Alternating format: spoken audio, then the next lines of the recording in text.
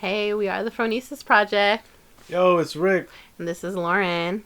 We're here to talk about Dragon Ball Super Hero. Just to break it down really quick in the beginning, it's like, okay, well, if you've never been here before, or you're new, or you're a little kid and you've never seen, the original. Let me just give you this little flashback of the Red Ribbon Army, who's what, and I was like, all right, this is cute, I like it. They do have a recap to start the movie. Yeah, that's what I liked. I said, okay, get out to the recap, and then we're like, okay, we're gonna jump into this shit. It's awesome to see more content. We have the Red Ribbon Army again, right? Mm-hmm. Coming into the mix. Mm-hmm. From the OG show. Right, and I think it's kind of repeating some of the past. Like, you had the Red Ribbon Army, you have Cell, and you have the reintroduction of androids again. Mm-hmm.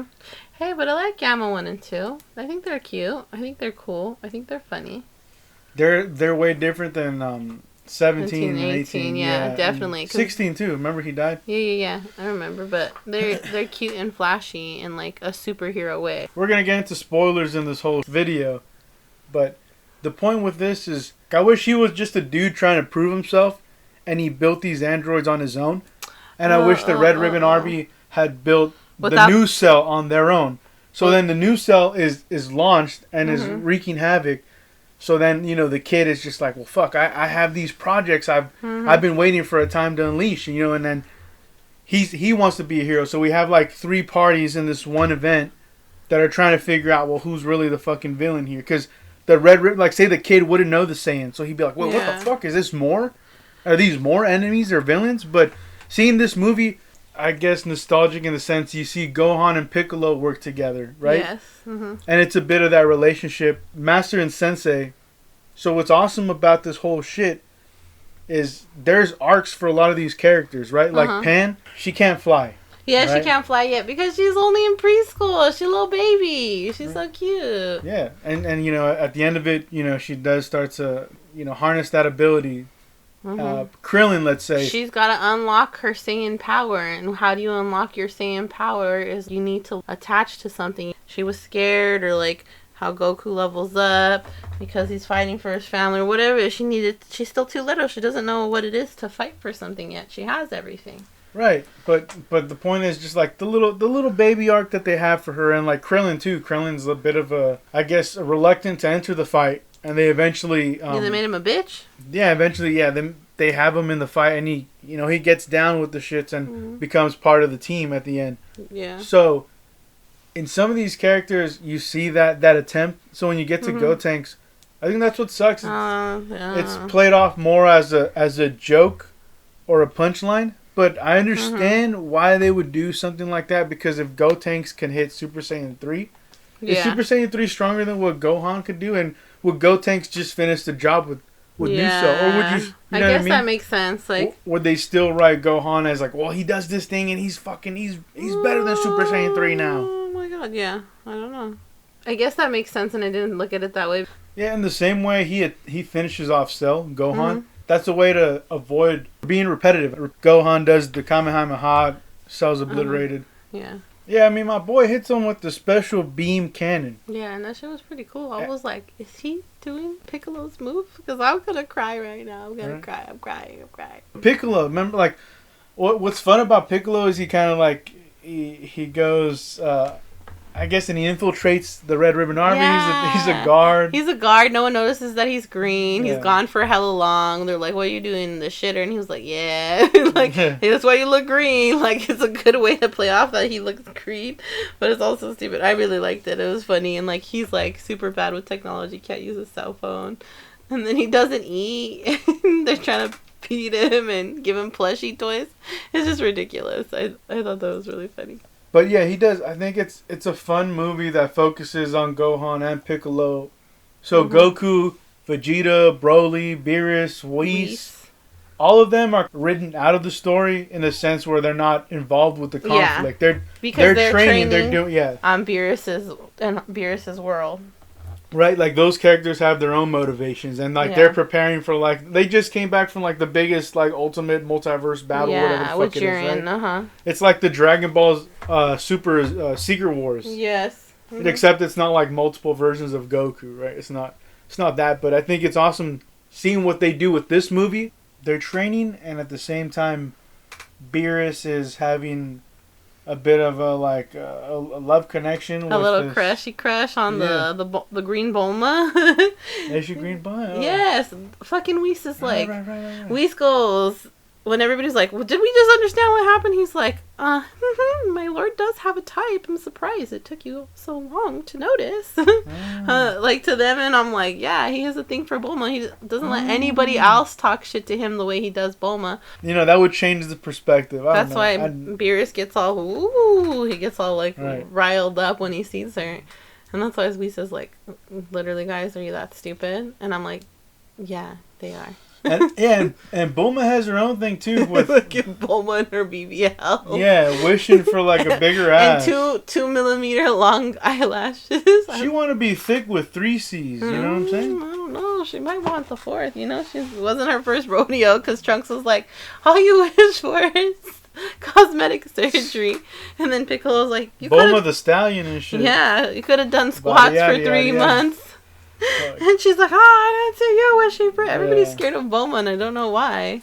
I don't know. I think it's just a fun idea to see female characters written in fun ways like this. You know, Chi-Chi isn't like this. Yeah, Chi-Chi's a hard ass. Yeah, they're all, you know what I mean? They're all hard in their own sense, and I don't know, I appreciate it. I respect it. And when you have a bigger budget in a movie as opposed to the episodes, the animations have more quality, right? Like the high-paced action sequences. Some of them kind of look a little jarring compared to the show. What do you think about the animation? You know, did you like it? Did you not like it? I do. I like it. I really like the colors. I really like the use of purple because I feel like the purples look really good, and I feel like that's what they utilize a lot, like especially in the fights and like the rainy scenes and like the red. Like I feel like it was pretty fucking cool, like because they could use those to darker colors and have more like intensity of it because, like you said, the quality they can get better quality with those dark colors. So I thought that shit was pretty cool. I don't know. I felt like it was a good movie. I feel like it left me still wanting more. I feel like it was too short, in my personal opinion. Well, it's too short because they fuck around and do all the other bullshit as opposed to like focusing on what the real conflict is. They do a lot of misdirect and shit like that. So I don't. That's what's annoying about it. You know, like the new androids, like we talked about. Oh yeah, one's a hothead and the other guy's the other one's like cool. He's like Cool Hand Luke. Tell me you check for the body. Tell me. And the other one's like, Gamma 1, I'm cool, whatever. And he's like, look, he's escaped. And he's like, oh, shit. Yeah. But I liked it. I feel like they were very yin and yang, and they meshed well, and they were cool, and I feel like they fit that archetype of the superhero, like the capes, the colors, the bright colors, their attitude. The personalities. Yeah, like it's a good addition. That's why like there's emotional stakes or a consequence when you do remove one of them and you... So sad. It was like, you have the other one remaining.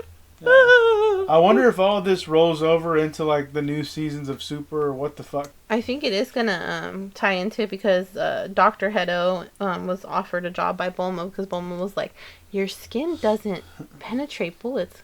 What can that do for age reversal? And he's like, I'm not sure, but I can help.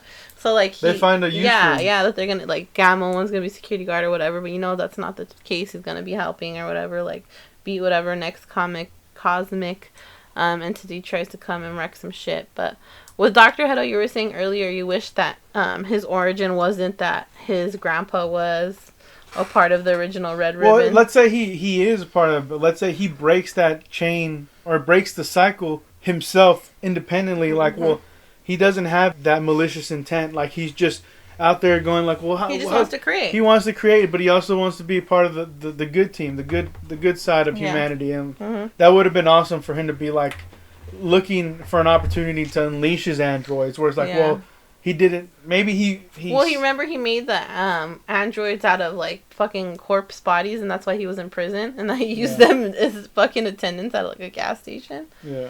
So like he was doing something. It's just like he just didn't know what to do, and he like burned through, and it's his inheritance. Yeah. Magenta, fucking little Magenta, little short shit Magenta, was too much with his cyborg body. And that's what's interesting too. You know what? You're right. That's a good thing you bring up Magenta because he reminds me of like the transhuman like movement that goes on where people want to meld like the human body with technology or any kind of artificial enhancements that like you can do. Like an actual android. Like, you know, like, let's say Elon Musk wants to put the chip in your fucking head and, like Right? Like there's just things that people want to do to enhance and like increase one's lifespan. The transhuman movement, like I said, it's kind of trying to, I guess, evolve on your own terms. You know, you're not letting evolution eventually make you live 150, let's say. You're forcing and utilizing technology to meet those goals. That was pretty cool when he like busted out as soon as like, I did some enhancements too. And Dr. Head was like, did you forget my fucking bee sting will kill you? And he just pokes him in the neck. That fool turns into a zombie real quick. That's true. So that was funny. But I like Piccolo. Piccolo in this movie was pretty cool. And then he turns like, Orange Piccolo. And he's like, what's your new name? Orange Piccolo. Yeah, low-key, I would say the star of the show because he had so much screen time. And I'm not Gohan defeats. I mean, he opens it. Final blow. Yeah, I mean, he opens it with him meditating and then him training little Pan. He's like, learn how to fly. And she's like, I can't do it. It's so hard. So she just like speeds away like she's Sonic the Hedgehog. She learns to fight because she's got to. She's got to save herself, you know. She knows that no one's going to come to save her because there's a greater stakes at risk than, you know, saving her, even though she was like the main point. Yeah, so with Piccolo, when he is collecting the Dragon Balls from Bulma, he does get a chance to talk to the dragon and ask for...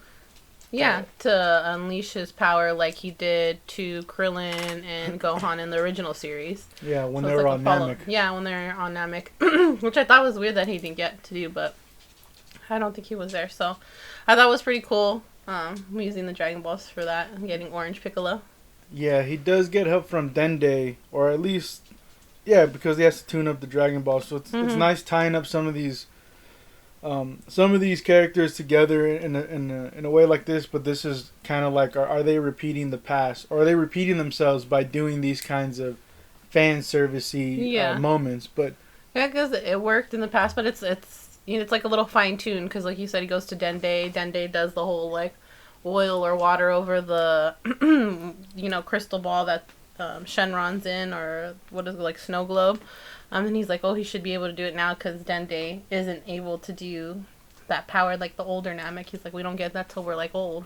He's still like a teenager, you know.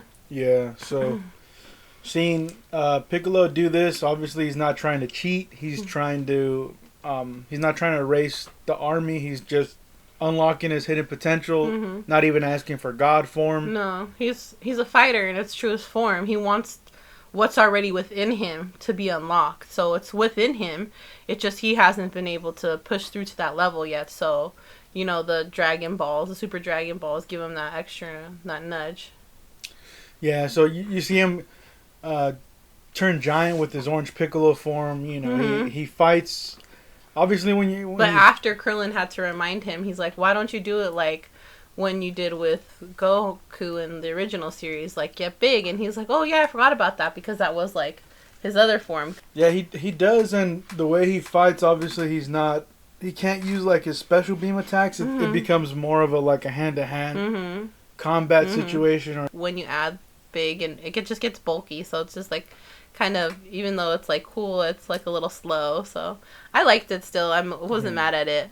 You know, it does change the combat a little bit when he changes form. So yeah, I don't really like the color. I'm not digging because I'm like so used to Piccolo being green. But other than that, I like his steroid mode. I think it's pretty cool. Gohan's new final form, which is Gohan Beast. Oh, is that what it's said to be? The like grayish, purplish, like reddish hue. His white hair, yeah, it's like gray white hair. It's pretty fucking dope. I thought Ultra Instinct was my favorite, but I saw Gohan. I was like, all right, Gohan, I see you. Yeah, so that's what's hard to tell. Is like, right, he's always had like this ability to catch up and like power level. Do you think that's because he's a really good student? Like he's very studious, not like academically, but even when he was like training under Piccolo, like he was, you know, doing all he could do, and like that is that like the reasoning like behind it? Is that because he? No, because when he first got attacked by Raditz, he wasn't trained by Piccolo, and he has that headbutt. So it's in him. It's within him. Yeah, so it's not even anything like that. It's not based on training. It's just something that's in him. Which, well, I mean, maybe it's just Goku's that same thing that makes Goku. I guess evolve at such a quick rate. Maybe Gohan just has a different. What it is baby Goku was wild, right? That he killed his grandpa or whatever. So like maybe it's some of that like wild. That makes sense. It fucking makes sense that it's Beast. But they cut off their tail. I know, but still, like it's still in them. You know what I mean? Like it makes sense that it's called Beast now. That like I look at it like this. With this Gohan Beast mode, it's like what is he in terms of like power equivalent to? Because if Gotenk can do Super Saiyan 3, all right, is this matched or is Gohan now a little bit better than Super Saiyan 3? Can Gohan take on his dad? Yeah. How what's the gap between Ultra Instinct and Beast? Yeah, would definitely like to know that as well. And we're obviously not going to get the answer today or tomorrow, not but anytime soon. Yeah, but it's again these I guess power levels. Will they be introduced in the show? I'm sure, because as soon as Goku and Vegeta find out that this fool leveled up and was training, and they went into battle without them because they were over there training on Beerus's world with Whis, his dad's gonna come back and be like, fight me, and Gohan's gonna be like, nah, bro, I'm not gonna fight you. You know what I mean? Yeah, maybe. What will they do, and if they will utilize it in the series moving forward to tell like great stories?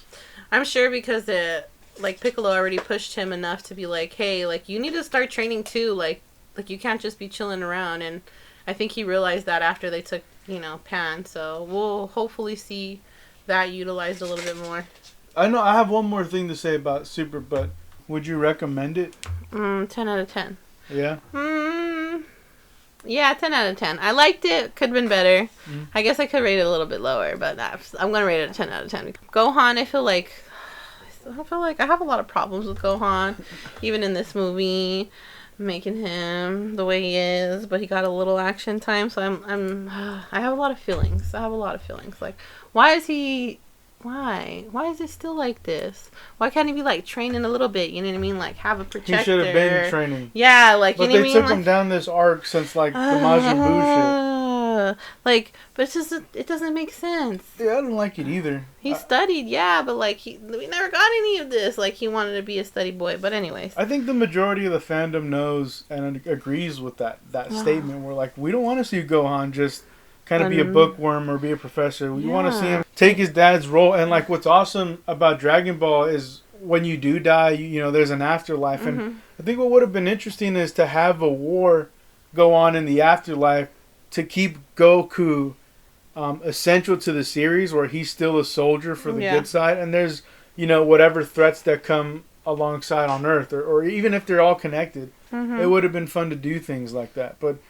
I agree. Gohan has been one of those characters everybody wants to see evolve and progress, and take on the torch moving forward, or at least like become a more prominent member. The show has a good deal of effort to try to involve him in a lot of these events with the Super series. Like, the last one was the tournament, right? Yeah. And Gohan's in the shits, Yeah, but he fucking ranks out super early on. Of course, he's not God. He's not gonna match his pa, who's got like the God mode shit. Yeah. Or not the God mode, but you know what I mean. Ultra instinct, sir. Yeah. I don't know. It just kind of depresses me, but I guess I wish they could have just been like, he's so strong that he doesn't even need to like try that hard. But they just kind of straight fucking doped him down to watered down Gohan. So. All right. Like nerf him. Yeah. It's a fun movie. I would recommend it. We just want to end with this point. At the little post-credit, you have Goku and Broly and Vegeta, and Vegeta finally beats him, but like with the flick of a finger. It's so funny. Yeah. He's like, Kakarot! Yes! And everybody's like asleep and didn't get to see it. Yeah. So we know it's going to be like it didn't even happen, because if you didn't see it, did it happen, But when we did watch it, people were hyped and people thut that moment was awesome. Yeah. When Vegeta did beat Goku. Of course, because that's like, they're the main guys. Yeah. Like, right there it is what it is. And then like, you see the two main people. That's Dragon Ball Super Hero. We're the Phronesis Project. Thanks for watching. We'll see you soon.